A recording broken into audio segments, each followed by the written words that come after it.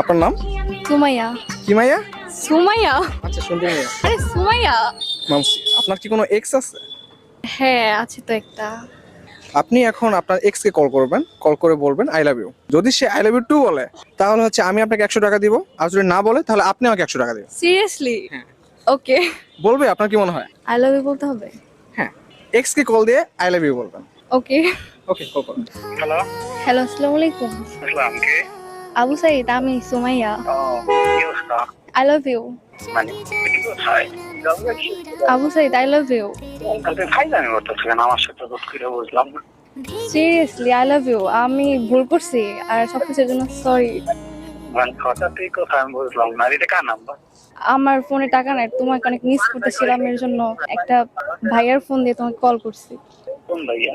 চিনি না, কালো কালার একটা শার্ট পরা মেবি। I love